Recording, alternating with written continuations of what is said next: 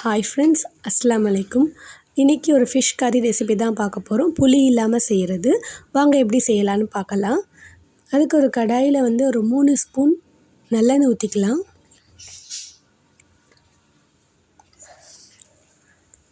எண்ணெய் சூடான உடனே ஒரு 1/2 ஸ்பூன் சோம்பும் வெந்தயமும் ஆட் பண்ணிக்கிறேன்.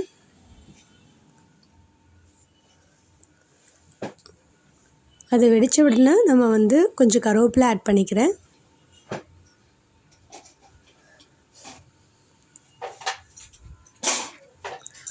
இது கூட நான் பொடிசாக சாப் பண்ண ஒரு மீடியம் சைஸ் வெங்காயம் ஆட் பண்ணிக்கிறேன். இப்போ வெங்காயம் நல்லா வதங்கட்டும். யூஸ்வலாக மீன் குழம்புக்கு புளி இல்லாமல் செஞ்சால் டேஸ்ட்டாக இருக்குமா அப்படின்னு நினைப்பாங்க. ஆனால் இந்த மாதிரி செஞ்சு பாருங்கள், ரொம்ப நல்லாயிருக்கும். புளி அவாய்ட் பண்ணணுன்னு நினைக்கிறவங்க கூட இந்த மாதிரி ட்ரை பண்ணலாம்.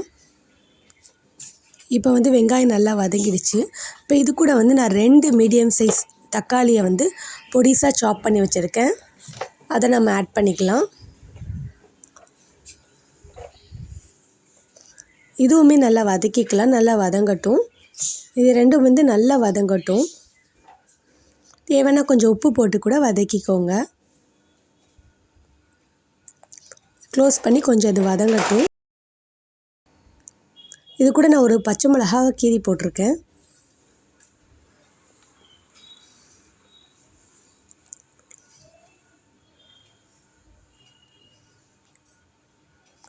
இது பாருங்கள், 2-3 மினிட்ஸில் நல்லா வதங்கிடுச்சு தக்காளி. இப்போ நம்ம இதில் ஒரு 3 ஸ்பூன் சில்லி பவுடர் ஆட் பண்ணுறோம். இதில் நான் மசாலா, குழம்பு மசாலா எதுவுமே ஆட் பண்ண போகிறதில்ல. இந்த மீன் குழம்புக்கு வெறும் சில்லி பவுடர் மட்டும்தான். 3 ஸ்பூன் சில்லி பவுடர், அதுக்கப்புறம் தேவையான உப்பு போட்டுக்கோங்க.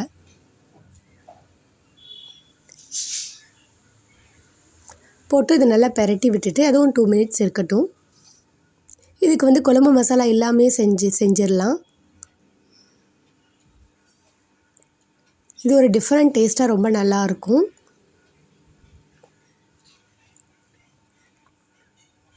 இப்போ ஒரு நல்லா 2 மினிட்ஸ் ஆயிடுச்சு. இப்போ இது கூட நான் ஒரு 2 டம்ளர் தண்ணி ஊற்றிக்கிறேன். நம்ம குழம்புக்கு தேவையான மாதிரி தண்ணி ஊற்றிக்கோங்க. ஊற்றிட்டு நல்லா கொதிக்கட்டும். இப்போ பாருங்கள், நல்லா கொதித்து நல்லா ஆயிலெலாம் செப்பரேட்டாக நல்லா கொதிச்சிடுச்சு.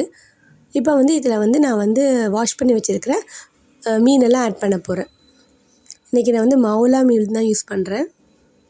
அதனால் க்ளீன் பண்ணி வாஷ் பண்ணிவிட்டு அதை நம்ம கொதித்த உடனே ஆட் பண்ணிக்கலாம்.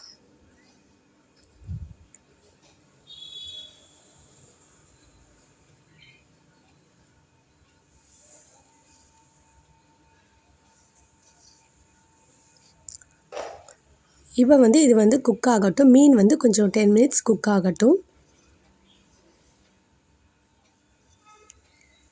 பாருங்கள், 10 மினிட்ஸ் ஆயிடுச்சு.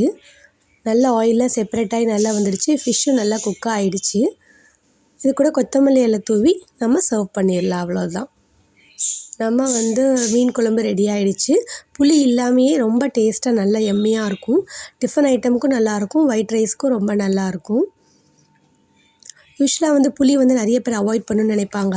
ப்ளஸ் இந்த ஆல்டர்னேட்டிவ் மெடிசன் எடுக்கிறவங்களுக்குலாம் புளி எடுத்துக்கக்கூடாது அப்படின்னு சொல்லுவாங்க. ஸோ அந்த மாதிரி ஒன்று எடுக்கும்போது நம்ம மீன் எடுத்துக்கணும் அப்படின்னு நினைக்கும்போது நம்ம இந்த மாதிரி செய்யலாம். ரொம்ப எம்மி அண்ட் டேஸ்டியாக இருக்கும்.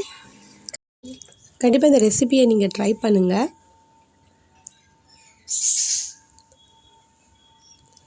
இது சப்பாத்தி, இடியாப்பம், அதுக்கப்புறம் ஒயிட் ரைஸ்க்கு ரொம்ப நல்லாயிருக்கும். பாருங்கள், சர்வ் பண்ணியாச்சு. ரொம்ப டிஃப்ரெண்ட் டேஸ்ட்டாக இருக்கும். பட் புளி போடலன்றதுக்காக டேஸ்ட் இல்லாமல் அது மாதிரிலாம் இருக்காது. ரொம்ப நல்லாயிருக்கும். கண்டிப்பாக இந்த ரெசிபியை ட்ரை பண்ணுங்கள். இந்த வீடியோ பிடிச்சிருக்குன்னு நினைக்கிறேன். இந்த வீடியோ பிடிச்சிருந்தா கண்டிப்பாக லைக் பண்ணுங்கள், ஷேர் பண்ணுங்கள், மறக்காமல் எங்கள் சேனல் சப்ஸ்கிரைப் பண்ணுங்கள்.